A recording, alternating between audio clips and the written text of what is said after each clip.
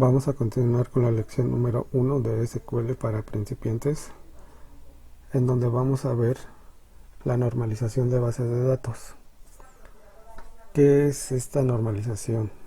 Pues es un proceso que consiste en la aplicación de diferentes reglas para minimizar la redundancia en una base de datos y facilitar su gestión.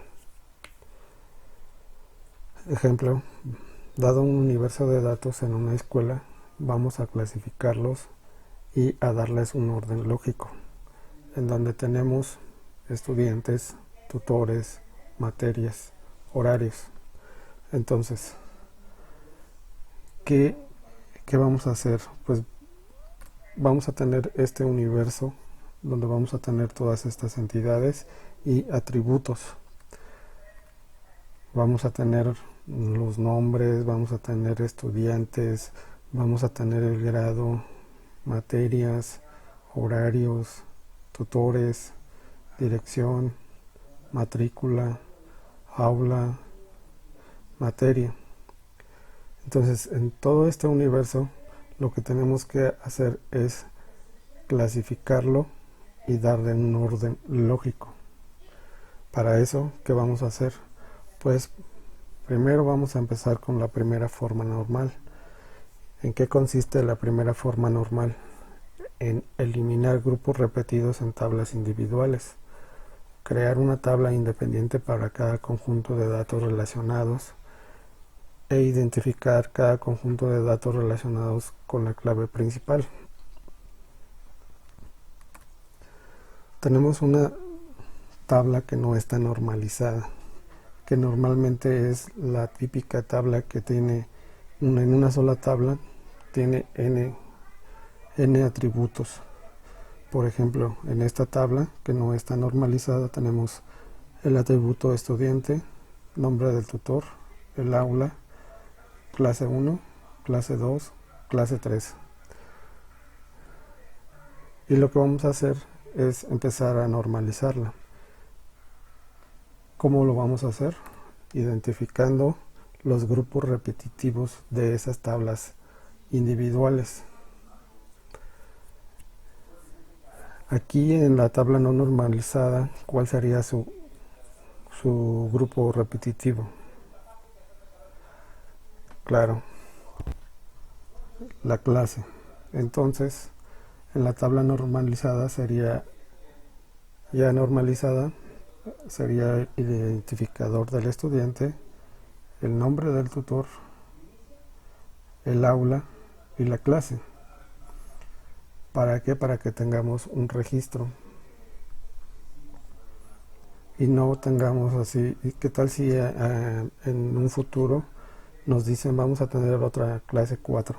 Tendríamos que estar colgando aquí otro atributo, lo cual no sería para nada, no tendría razón de ser estarle colgando a esta tabla n atributos.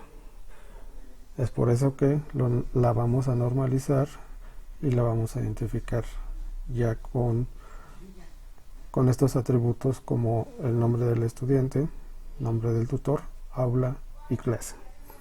Esa sería la primera forma normal. En la segunda forma normal se asegura que cada atributo describe la entidad. Crea tablas separadas para el conjunto de valores y los registros múltiples. Estas tablas se deben de relacionar con una clave externa. Los registros no deben de depender de otra cosa que la clave principal de la tabla, incluida la clave compuesta si es necesario. Entonces, bien, partamos de nuestra tabla normalizada que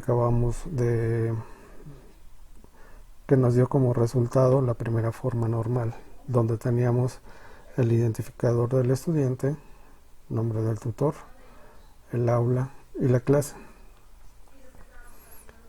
Vamos a aplicar la lógica de la segunda forma normal, en donde nos dice que tenemos que crear tablas separadas para el conjunto de valores y los registros múltiples. Entonces, vamos a tener que crear la tabla estudiantes, donde tenemos el estudiante, el tutor y el aula, y la tabla de registro, donde tenemos el estudiante y su clase.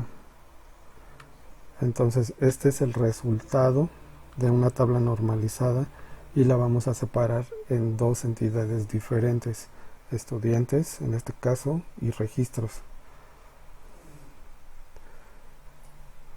Continuemos con la tercera forma normal. En esta forma se comprueban las dependencias transitivas, eliminando campos que no dependen de la clave principal. Los valores que no dependen de la clave principal no pertenecen a la tabla. Los campos que no pertenecen a la clave principal se colocan en una tabla aparte y se relacionan ambas tablas por medio de una clave externa.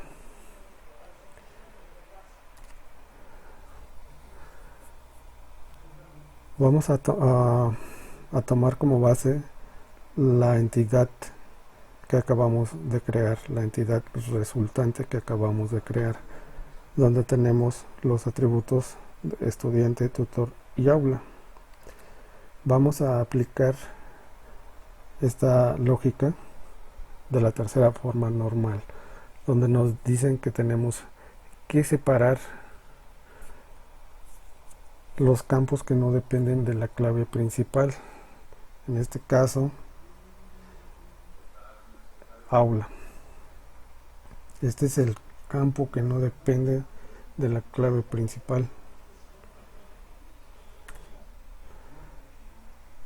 Y vamos a tener que crear aquí los campos que no pertenecen a la clave principal. Se colocan en una tabla aparte y se relacionan ambas tablas por medio de una clave externa. Entonces vamos a crear la tabla facultad, donde tenemos el nombre del tutor y el aula. El campo por el que se relacionan estas dos entidades es por el campo tutor. Y a la tabla de registro pues se queda exactamente igual, no se le mueve nada, ya que solo tenemos el estudiante y la clase.